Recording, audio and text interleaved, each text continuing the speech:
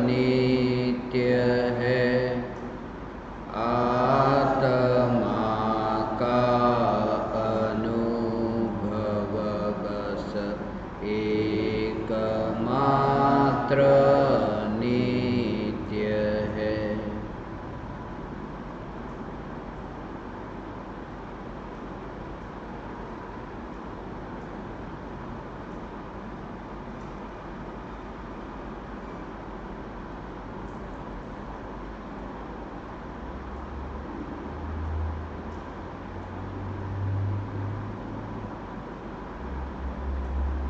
पहली शंका,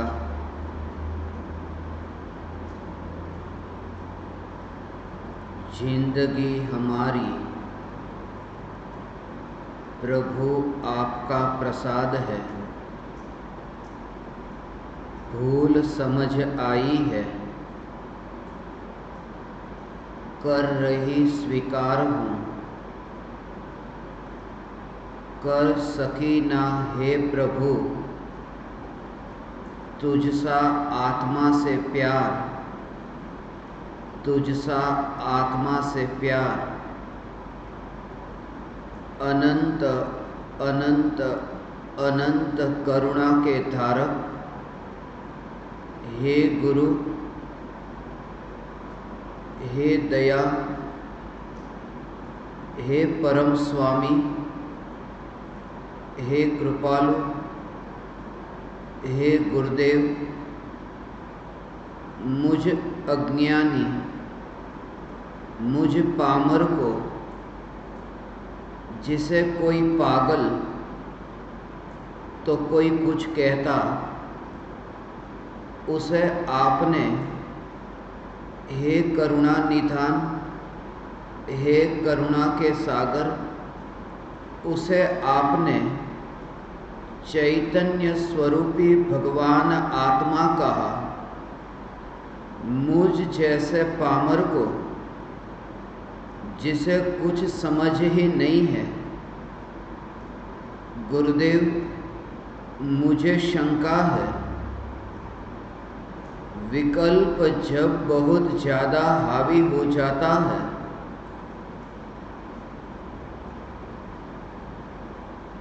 तत्व लगता ही नहीं। बहुत लगाने की कोशिश करते हैं तब भी नहीं। गुरुदेव अभी थोड़ी अस्वस्थता के कारण सत्संग सुनना नहीं हो पा रहा है, लेकिन प्रभु आपके वचन का बल, निराश नहीं होना, घबराना नहीं, वो ही टिक सकेंगे। प्रभु जो आपकी वाणी को समझ सकेंगे। प्रभु मेरे में इतनी समझ नहीं है, इस पामर को मार्गदर्शन दे।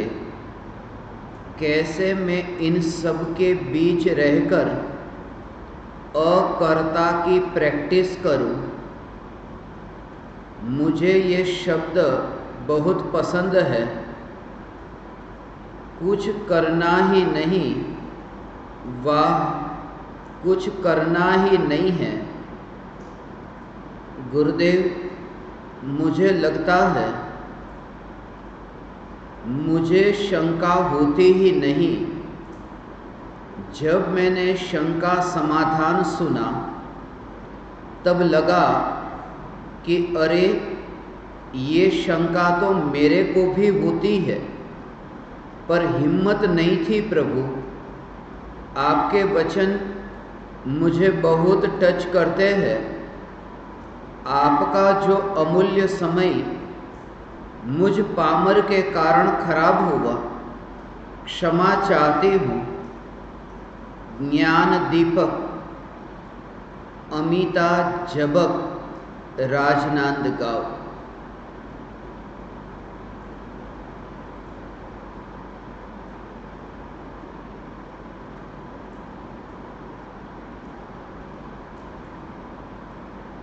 चैतन्य तत्व की निर्विकल्प अनुभूति होने से पूर्व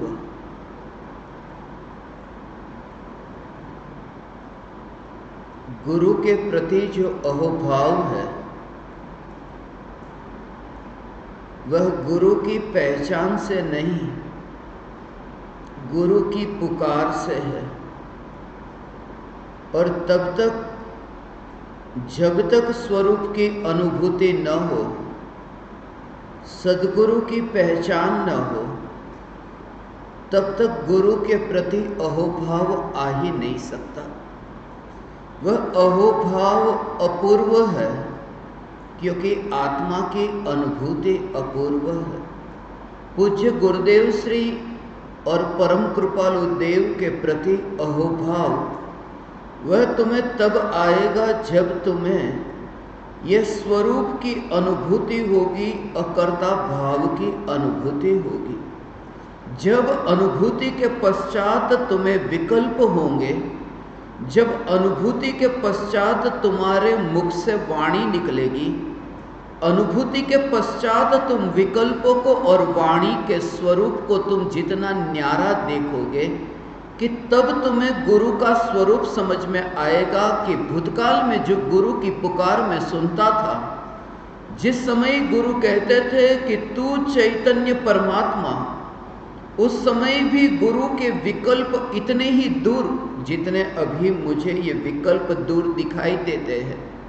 जब गुरु कहते थे कि तू परमात्मा है, और जब अनुभूति के पश्चात तुम कहोगे कि तू परमात्मा है, और उन विकल्पों में, उन वाणी की क्रियाओं में, एक एक शब्द में जब तुम्हें भेद विज्ञान होगा, तब अहोभाव आएगा।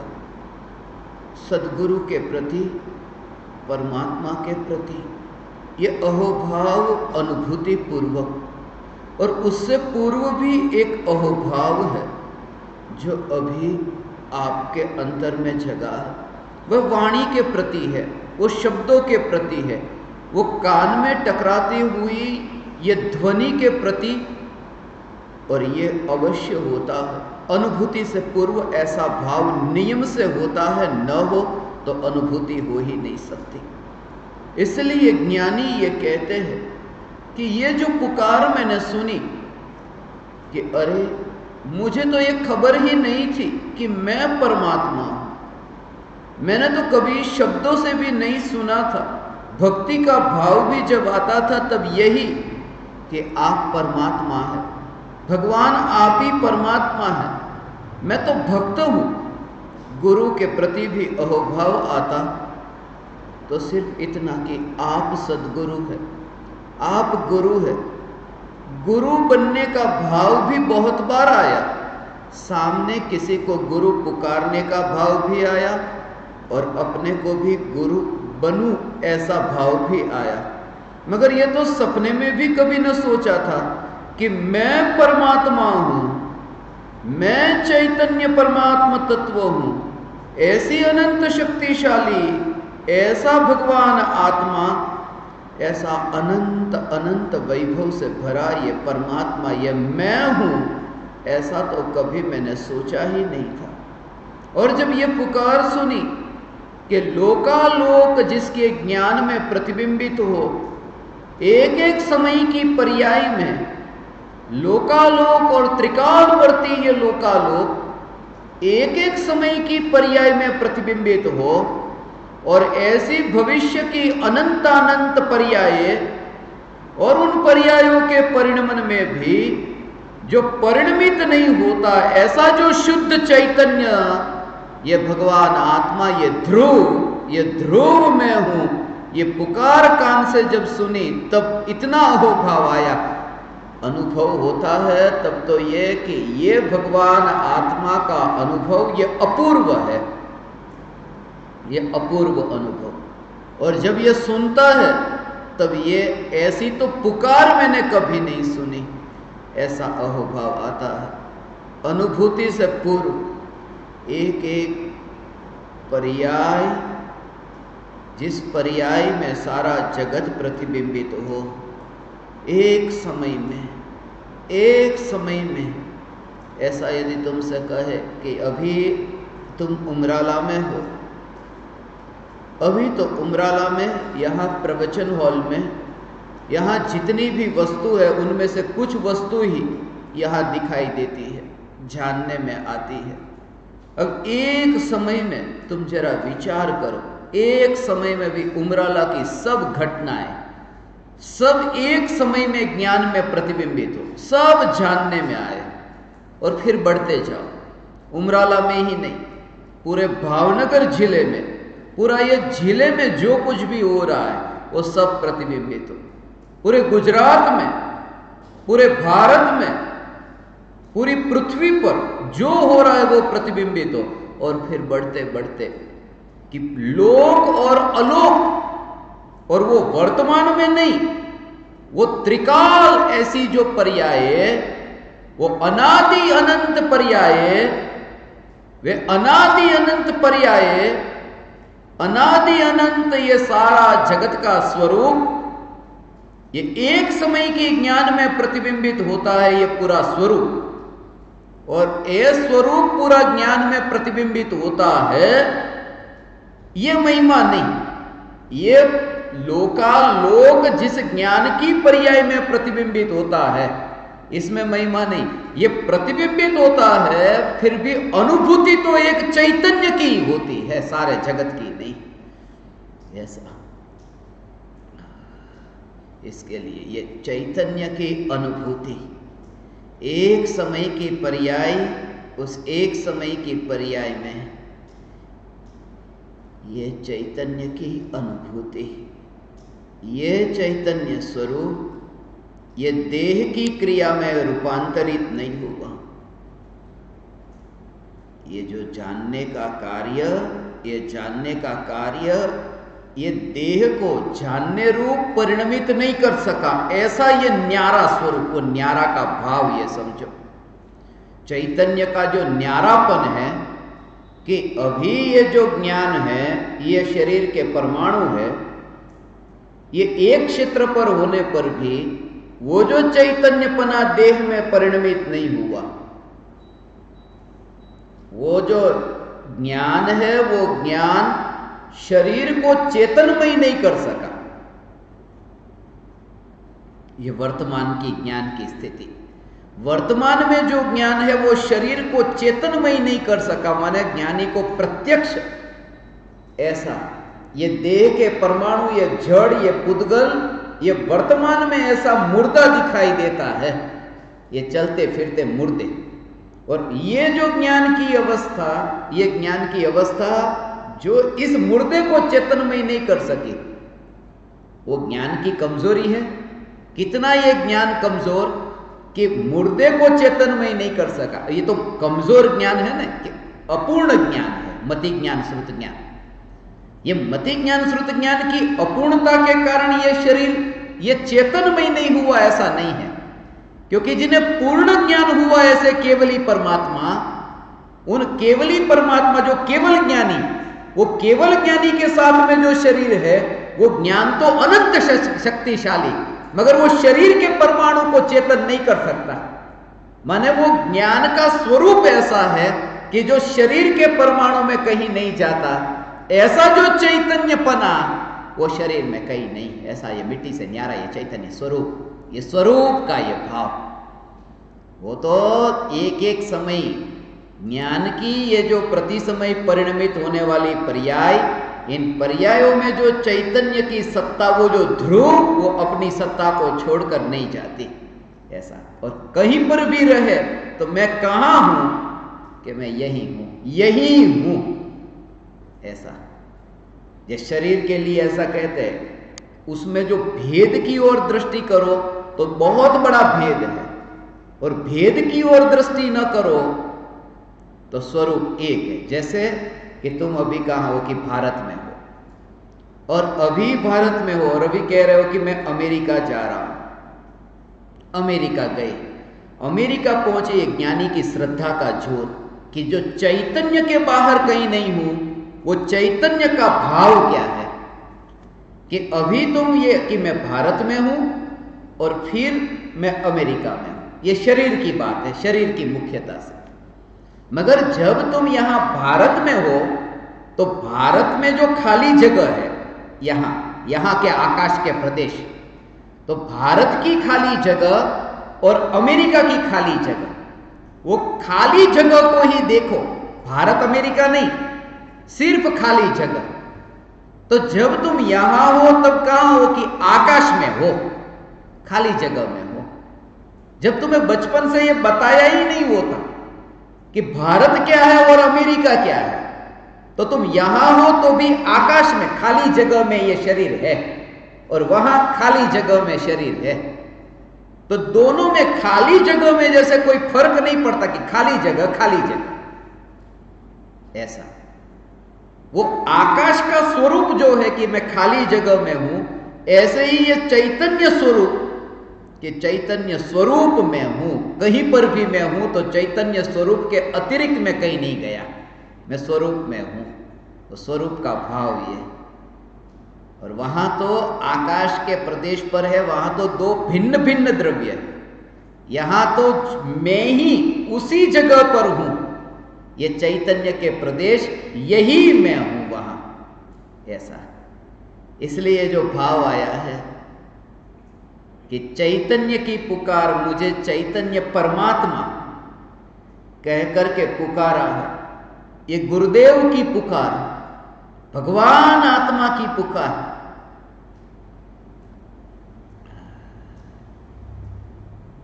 भगवान आत्मा, ऐसी जो चैतन्य की पुकार, ये पुकार सुनकर के पहले तो ये अहोभाव आए कि ऐसी पुकार मैंने कभी नहीं सुनी, ऐसा ये अहोभाव आता है। तब फिर ये जैसे जैसे ये अहोभाव सुनकर के आता है, ये क्षयोपशम ज्ञान बुद्धि का बढ़ना घटना, ये सब उनकी रुचि जो है वो रुचि मिटती जाती है, जो कि उस पर जोर चैतन्य का जोर, ऐसा। शरीर की प्रत्येक क्रिया के काल में, बीमारी के काल में, जैसे ये पूछे कि अभी शरीर की स्वस्थता नहीं है, अब सत्संग नहीं हो पा रहा, वही एक घड़ी है जब शरीर में ऐसी बीमारी हो, इतनी वेदना होती हो, उसको मैं कसौटी कहता हूं कि पहले से यदि तुमने वो बल तुम्हारे अंदर है तत्व को सुन करके, तो उस समय तुम प्रयोग कर सकोगे। शरीर में इतनी बीमारी होती है, अभी मर जाऊंगा, अभी मौत आएगी, मर के कहां जाऊंगा, उस समय भी तुम्हारे अंतर में जागृति, उसकी तैयारी अभी से करना, अभी से उसकी तैयारी करना, ऐसा।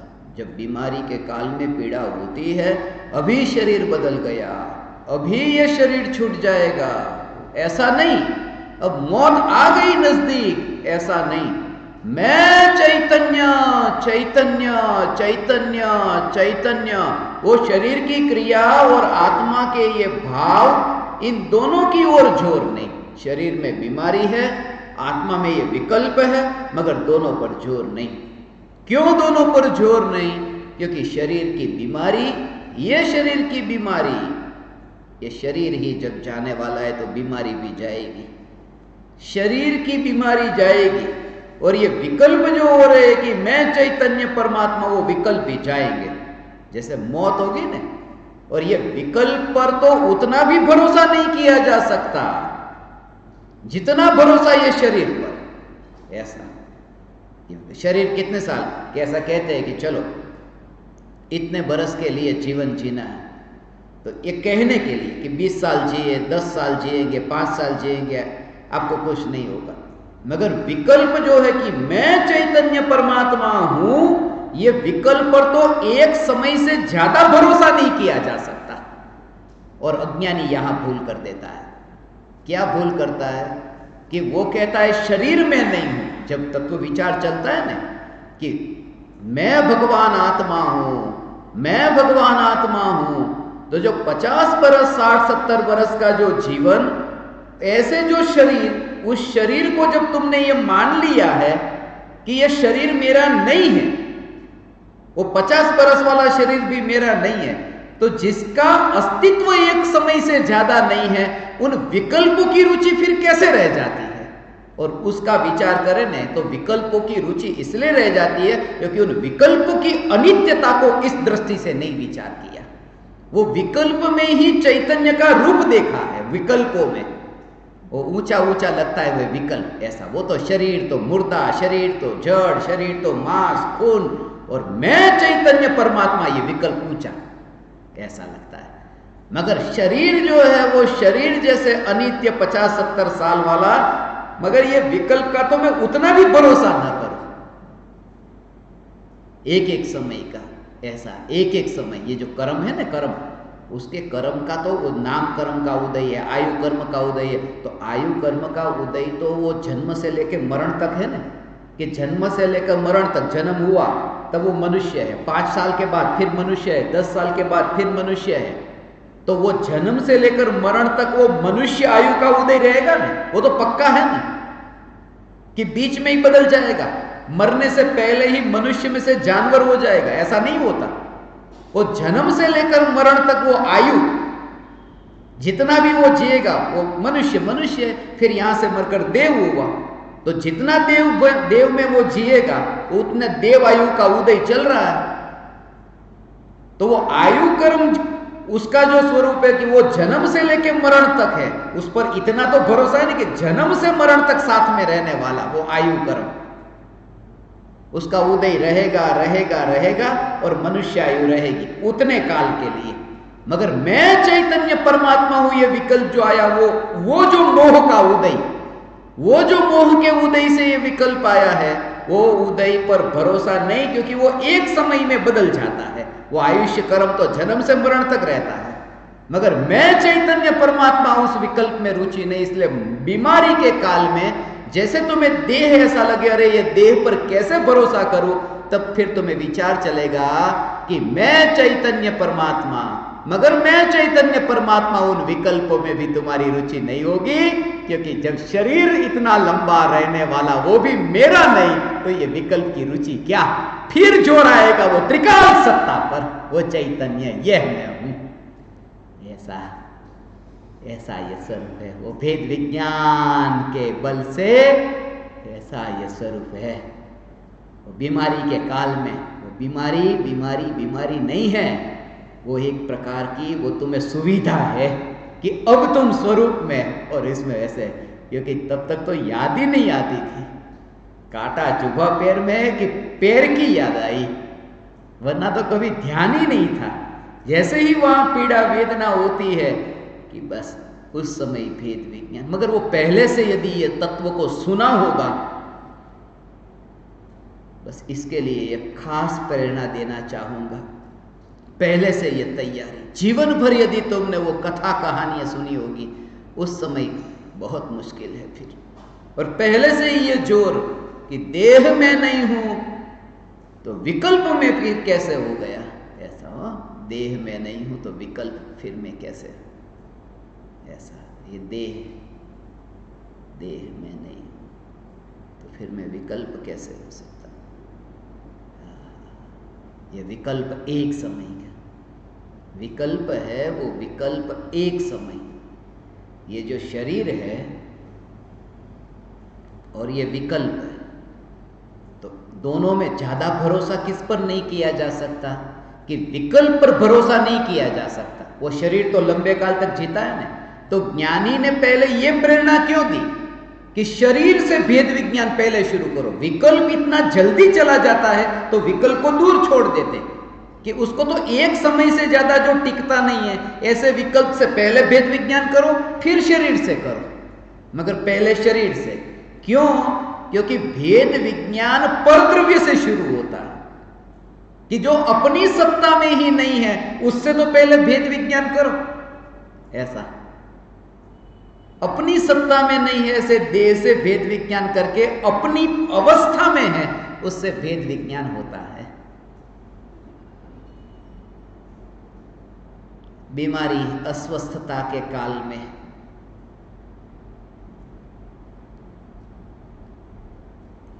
ऐसा स्वाध्याय सत्संग नहीं होता है, सुनना नहीं हो, ऐसा हो सकता है।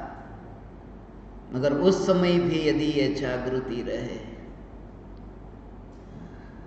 उसकी कला यदि पहले से सीख ली होगी, तो उस समय कुछ नया नहीं करना पड़ेगा। उस समय उसी के चिंतन, उसी के तत्व विचार के बल पर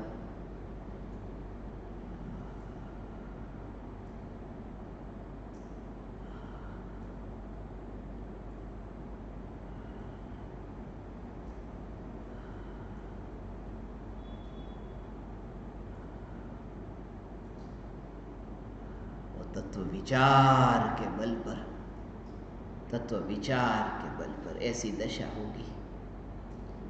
शरीर तो शरीर की क्रिया में, और वहां वो ऐसे तत्व विचार के साथ में, यदि सम्यक दर्शन नहीं भी हुआ ना, इसी तत्व विचार के साथ में यदि देह छूटा, बस जहां जन्म हुआ वहां उस स्थिति में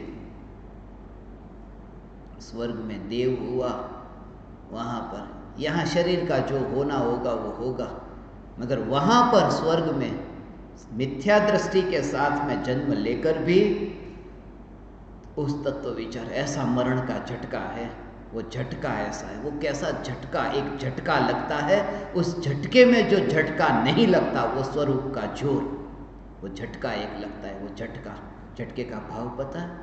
वो ऐसा झटका लगता है मृत्यु के काल में, जैसे एक लाठी को सिर पर मारे तो एक झटका लगा, कहीं पर भी करंट लगा तो एक झटका लगा, वो झटका लगा। किसी ने सीधा ही सिर पकड़ा और दीवार के साथ में टकराया, एक झटका लगा। कि झटका लगा कि अरे मैं कहाँ हूँ, चक्कर आ गए, मैं कहाँ हूँ, कि जितना भी था, किसने मारा मुझे, किसने मारा मुझे, कौन हो तुम, वो कुछ भी नहीं पहचानता। मगर हाँ, अभी मैं यहाँ प्रवचन हॉल में हूँ, किसने मुझे वो दीवार से टकराया वो भी नहीं पता, मगर हाँ प्रवचन हॉल में, उतना पता नहीं। तो धीरे धीरे थोड़ी देर के बाद में फिर हाँ मुझे याद आ गया कि मैं 5 मिनट के बाद में याद आ गया कि मैं कहाँ बैठा था। वो झटका, वो झटका इतना बड़ा झटका नहीं है, मगर जब ऐसा मृत्यु का झटका लगा, अगले भव में जन्म हुआ, अरे मैं कहाँ, पता ही नहीं, पिछले भव का कुछ भी याद नहीं, वो झटका जो है मौत का झटका। और उस समय ऐसी स्थिति प्रकट हो सकती है कि मृत्यु से पहले वो तैयारी हो, वो झटका लगे, मगर स्वरूप की चिंतन की धारा में वो कैसे रहता है उसका स्वरूप थोड़ा समझो। बीमारी के काल में भी हो અહીંયા તૈયારી થતી હોય બધી, હાલો એવી રીતે નનામીની તૈયારી થતી હોય, એ બોડીની ઉપર, શરીરના ઉપર એ રસ્સી વીંટાવાની ચાલુ થતી હોય, આમ એ રસ્સી વીંટાતી હોય અહીંયા, અને ત્યાં દેવ બની ગયો, એ દેવ બની ગયો, અને ત્યાં તત્વ વિચારના જોરે મિથ્યાત્વની રસ્સી खुलती જતી હોય, मिथ्यात्व की रस्सी खुलती जाती है आत्मा में से, और यहां शरीर में रस्सी बनती जाती है। मगर वो पहले से वो तैयारी, वो जोर चैतन्य का, ऐसा चैतन्य का जोर, हे ज्ञान दीपक, बस बीमारी बीमारी बीमारी, ये बीमारी बीमारी नहीं है, ये बीमारी बीमारी नहीं है। शरीर की जो बीमारी वो बीमारी नहीं है, वो बीमारी नहीं, आत्मा की बीमारी बीमारी है। उसका एक महत्वपूर्ण कारण यह कि शरीर की जो बीमारी है उस बीमारी का इलाज करने वाला वैद्य कोई दूसरा है, और यह आत्मा की बीमारी को दूर करने वाला बीमार भी खुद है, मरीज भी खुद, और वैद्य भी खुद ही है, क्योंकि मिटाता तो स्वयं ही है।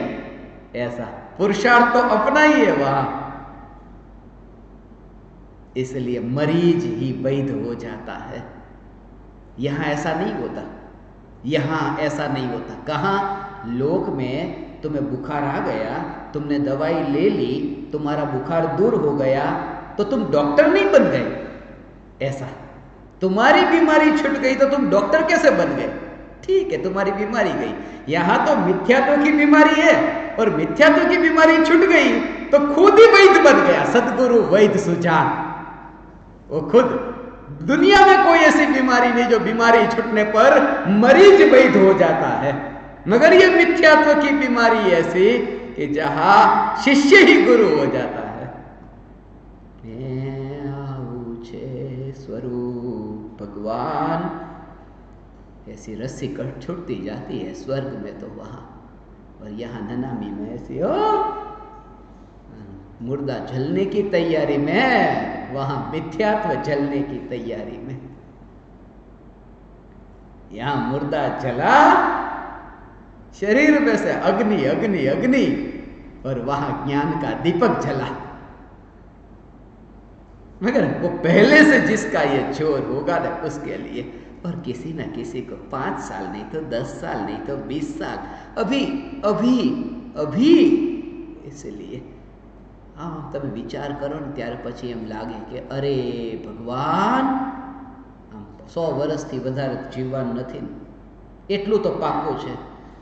કારણ કે મારી નજરમાં તો 100થી વધારે 104 105 વર્ષના, પણ અત્યારે કોઈ 150 વર્ષ જીવેલું કોઈ અત્યારે મનુષ્ય મને નથી મળતો। અત્યારે અહીંયા તો 125 વર્ષ 150 વર્ષ, હવે એમાંય 100 વર્ષ ગણો। હવે 100 વર્ષમાંથી તે उनमें से ही 50 बरस तो पूरे हुए, तुम्हारे 70 हुए, तुम्हारे 80 हुए, सबके अलग अलग। माने जिया उतना कहाँ जीना। और उसमें भी यहाँ जब जन्म लिया था और उस समय बच्चे को पूछा कि तेरे कितने मित्र है, तेरे कितने शत्रु है, कि कौन मित्र कौन शत्रु मैं तो पहचानता भी नहीं। और जब मरा तब इतने मित्रों और इतने शत्रु को लेकर के, वैर के भाव को लेकर के, यहां से ये सुनकर के सबसे पहला काम ये करना, जिसके साथ तुम्हारा ऐसा रिश्ता हो हाथ जोड़ करके क्षमा मांगना। जिंदगी बहुत अल्प है ऐसा समझ करके, और उसका जो आनंद तुम्हें आएगा वो बोझ ही तुम्हारे लिए बाधा बनता था। अंतर की यात्रा के लिए वो बोझ बाधा बनता था, क्योंकि उन विकल्पों की जंजाल से स्वरूप का चिंतन होता कैसे। इतना इतना कलह लेकर के तुम आत्म तत्व का चिंतन करना चाहते थे, इसलिए पहले से तैयार होकर, पूर्व तैयारी ये। हे ज्ञान दीपक, स्वस्थ शरीर नहीं है तो भी निराश मत होना, सत्संग होगा।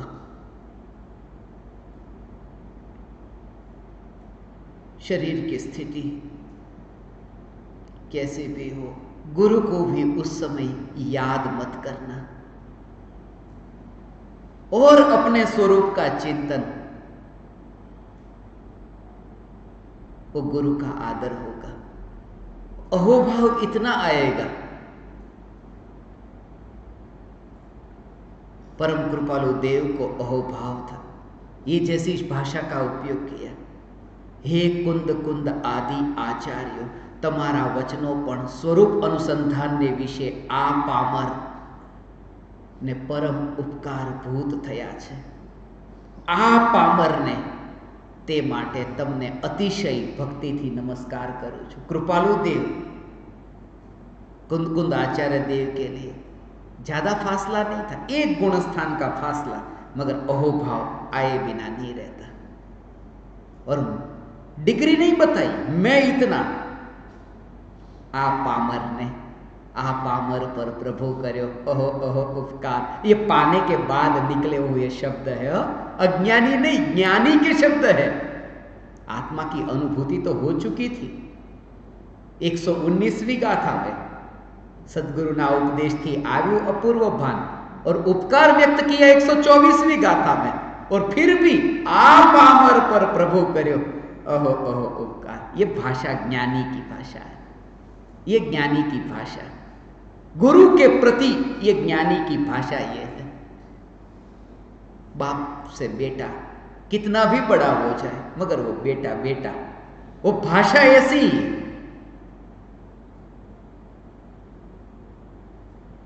वो भाषा ऐसे। पहले मुझे ऐसा ही लगता था कि जो हाइट में जो छोटे हैं उनको बड़े हाइट वाले ऐसे नमस्कार करते होंगे, जिनकी हाइट छोटी, वो बचपन में ऐसा ही विचार आता था। और वो बहुत याद आता था कि छोटी हाइट वाले को बड़ी हाइट वाला, उम्र का पता नहीं, बाप बेटा चाचा चाची वो रिश्ता तो पता नहीं, ऊंचा वाला ये नीचा, किसकी हाइट ज्यादा, कि अच्छा कोई भी आता ना घर पे तो पहले देखता ये मेरे से छोटा है, अच्छा तो मुझे उसको पैर नहीं छूना, थोड़ा ऊंचा है तो पैर छूने, ऐसा लगता था। और वो बहुत बाद में याद आया, वो बार बार याद आता था जब मैं मोटा भाई को देखता और बापूजी को देखता कि मोटा भाई बहुत बड़े हो गए हैं अब बापूजी से, तो अब तो बापूजी पैर छुएंगे, मगर नहीं, बाप बाप होता है, बेटा बेटा होता है। ये भाषा जो है ना कि गुरु की, गुरु गुरु है, शिष्य शिष्य है, पाने के बाद भी ये भाषा, इसलिए अहोभाव से वो भरता है। महान गुरुराज की चरण रज, शिष पर धर कर स्वरूप समझ। अब चरण तो किसी के होते नहीं, मगर वो भाव तुम्हें आए बिना नहीं रहता। पहले मैं गुरु पूजता था, तस्वीर में ही गुरु देखता था। वो भाव आएगा, वो भूतकाल का स्मरण आएगा, वर्तमान में भाव आएगा, ये भाव आएगा। मगर इन भावों का उत्पन्न होना ये तुम्हारी आत्मा की अनुभूति का लक्षण नहीं है।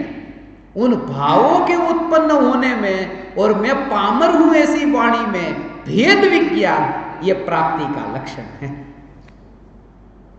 ये प्राप्ति, बाकी वो प्राप्ति नहीं। यूनिवर्सिटी से कितनी भी डिग्री मिली हो, कितने गोल्ड मेडल मिले हो, स्वर्ण पदक मिले हो, यूनिवर्सिटी भले स्वर्ण पदक तुम्हें दे दे, जिंदगी तुम्हें मिट्टी के पदक भी नहीं देगी।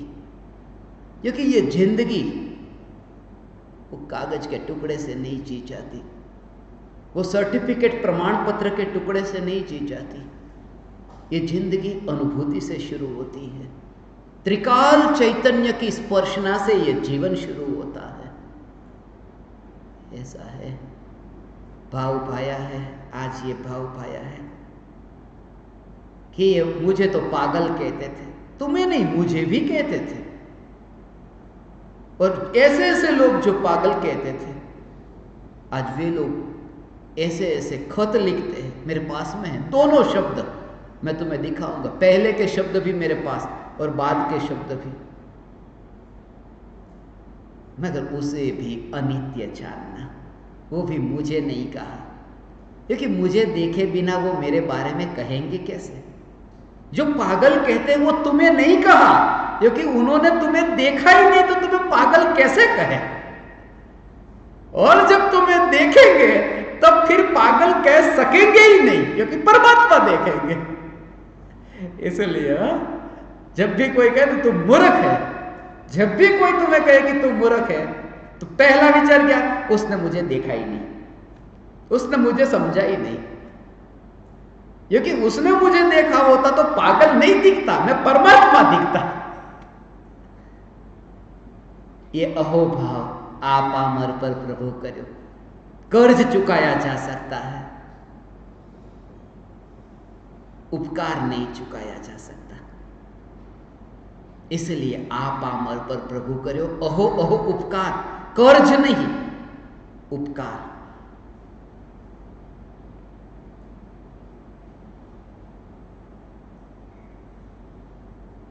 बीमारी के काल में कैसी भी शरीर की स्थिति हो, निराश मत होना, जागृति बनी रहे। शरीर छूटने की तैयारी में है, मगर वो जो स्थिरता है, वो जो पकड़ है, स्वरूप की पकड़, वो छूटे नहीं।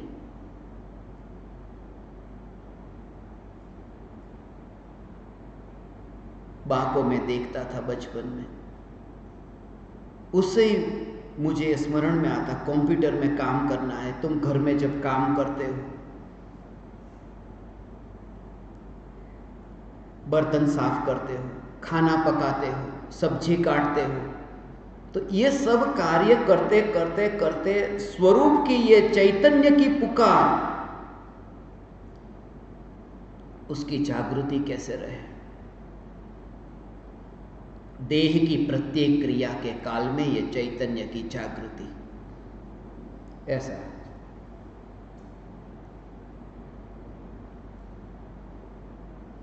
दोनों हाथों से, दोनों हाथ तो काम कर रहे हैं, कंप्यूटर में टाइप हो रहा है,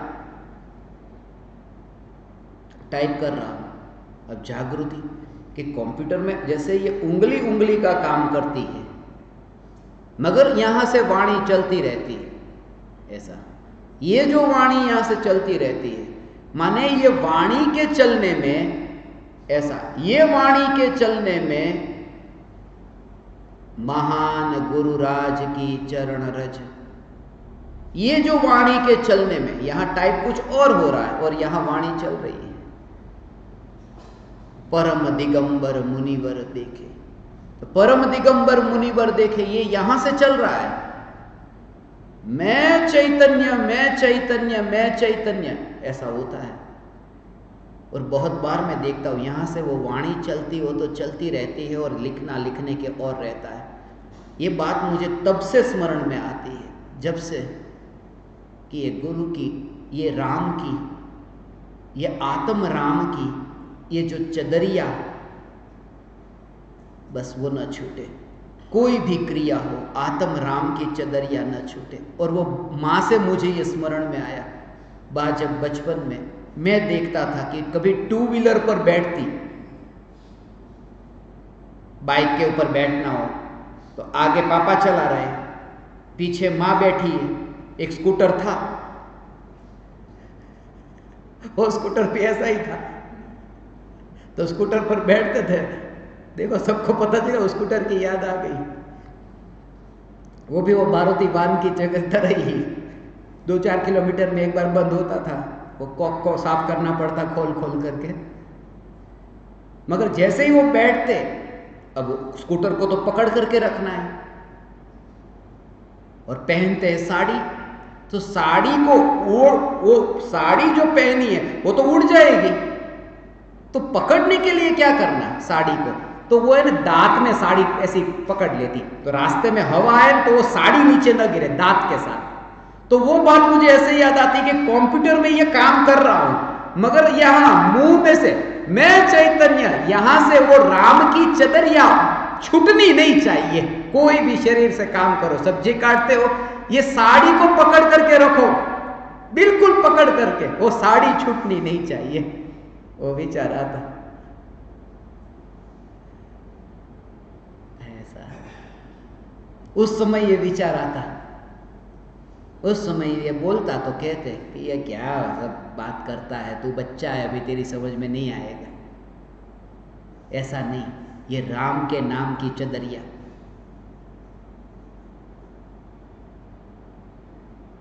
दोनों क्रिया में, शरीर की क्रिया में और आत्मा की, ये तो वाणी की बात हुई। ऐसे ही जब एक पुद्गल की क्रिया यहां होती है और वाणी की पुद्गल की क्रिया स्वतंत्र हो सकती है, जब एक पुद्गल और दूसरे पुद्गल की क्रिया यदि स्वतंत्र हो सकती है, तो पुद्गल और चैतन्य की क्रिया स्वतंत्र क्यों नहीं हो सकती? इसलिए देह की प्रत्येक क्रिया के काल में अंतर में चैतन्य का चिंतन। दूसरी शंका,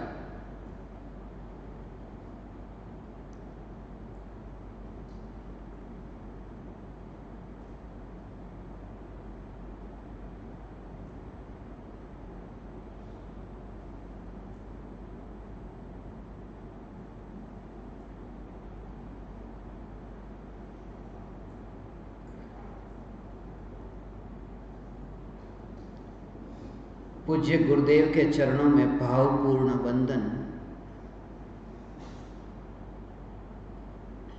आत्मसिद्धि शास्त्र की गाथा नंबर 7।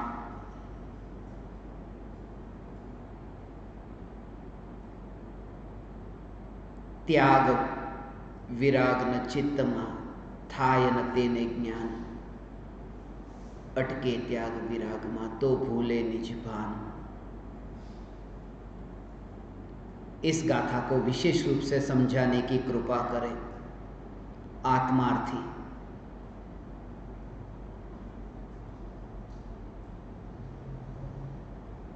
ज्ञान दीपक, प्रत्यक्ष ज्ञान दीपक आत्मार्थी।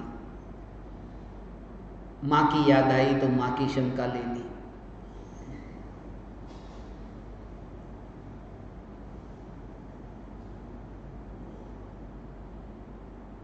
त्याग विराग न चित्तमा थाय न तेने ज्ञान। वह जो ज्ञान है वह आत्मज्ञान की बात है, वह बुद्धि की बात नहीं है, बुद्ध की अनुभूति की बात है।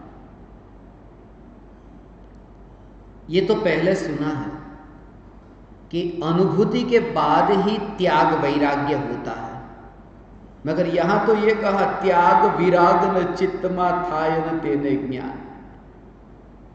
उसका भाव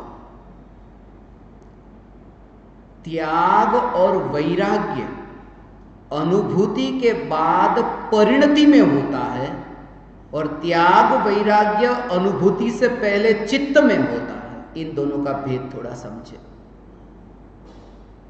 चित्त में त्याग, इसलिए कहा ना त्याग विराग न चित्तमा, परिणति नहीं, चित्तमा थाय न तेने, क्योंकि त्याग है ना वो उत्तम त्याग धर्म की बात सुनिए, तो उत्तम त्याग में वो चारित्र गुण की शुद्ध पर्याय है। उत्तम त्याग वो वितराग परिणति है, तो वितराग परिणति जिनको होगी उनको आत्मज्ञान होगा ऐसा नहीं, आत्मज्ञानी को वितराग परिणति होती है। इसलिए कहा ना सम्यक दर्शन, सम्यक ज्ञान, सम्यक चारित्र।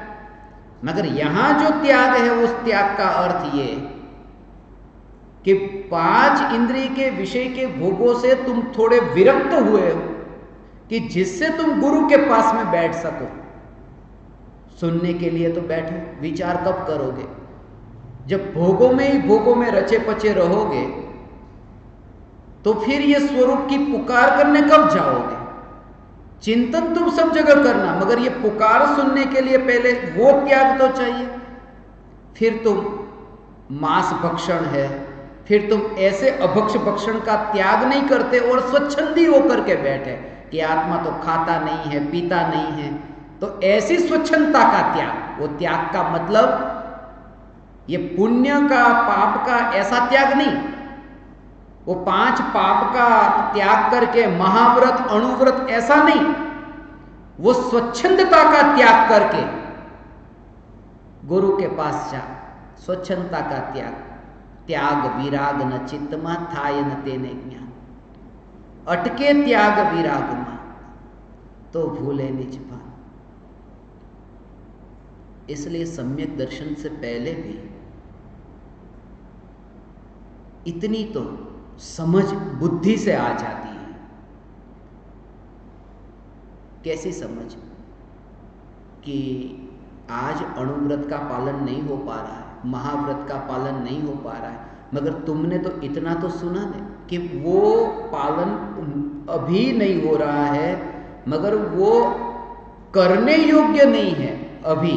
वो जो परिणति की बात है, वो दशा जो है वो दशा प्रकट करने योग्य नहीं है, ऐसा तो तुम अभी नहीं मानते ना। जब तुम मानते हो कि मोक्ष की पर्याय भी प्रकट करने योग्य, तो उससे पहले ये सब पर्यायों के वहां से उस मार्ग से होकर के तो वहां पहुंचना है। तो श्रद्धा में जब सम्यक दर्शन होता है तब आता है कि ये सब पर्याय, उन पर्यायों की रुचि मुझे नहीं है। मगर सम्यक दर्शन से पूर्व विचारों के स्तर पर, ये विचारों के स्तर पर कि उन अणुव्रत महाव्रत के प्रति द्वेष का भाव नहीं होता। जैसे होता ना आजकल के तपस्वी तो ऐसे है वैसे है, ज्ञानी इस झंझट में नहीं पड़ता। तपस्वी ऐसे ऐसे, मुनि की तो चर्चा ही मत करो, मैं तो मुनिराज की भक्ति करता हूं, नमो लोये सव साहुणम कहता हूं। मगर वो वितराग परिणति की बात है, उसमें किसी से द्वेष करने की जरूरत क्या है? इसलिए त्याग विराग न चित्तमा थाय न तेने ज्ञान। और जो त्याग वैराग्य आया है, कुछ लोगों को वो वैराग्य आया है, वो वैराग्य का भी अहंकार आ जाता है। मेरे जैसा वैरागी कोई नहीं, मुझे कुछ फर्क ही नहीं पड़ता। वो वैराग्य में भी अटकना हो गया। मुझे कहीं संसार में रुचि नहीं लगती, कहीं अच्छा ही नहीं लगता, कहीं अच्छा ही नहीं लगता। वो जो भाव आता है ना कि मुझे संसार में अब कहीं पर भी अच्छा नहीं लगता, मगर वो अच्छा नहीं लगता है बस ऐसा मैं, वो अटक गया वैराग्य में। इसका एकत्व कहाँ हुआ? एकत्व जिसका वैराग्य में हुआ है वो वैराग्य में अटका हुआ है। तो क्या होना चाहिए कि वैराग्य तो होना था, मगर वैराग्य के बाद ये वैराग्य मैं नहीं हूं, क्योंकि वैराग्य अभी हुआ, पहले नहीं था। और चैतन्य सत्ता पहले थी, तो चैतन्य सत्ता का जोर और वैराग्य का जोर नहीं, उसको कहते वैराग्य में नहीं अटका। ऐसा। तो इस प्रकार ये जो त्याग और वैराग्य दोनों साधना की भूमिका में साधक के लिए अनिवार्य है, मगर अंतर में यह जागृति, ये व्यवहार की भूमिका में ये बात है, त्याग विराग।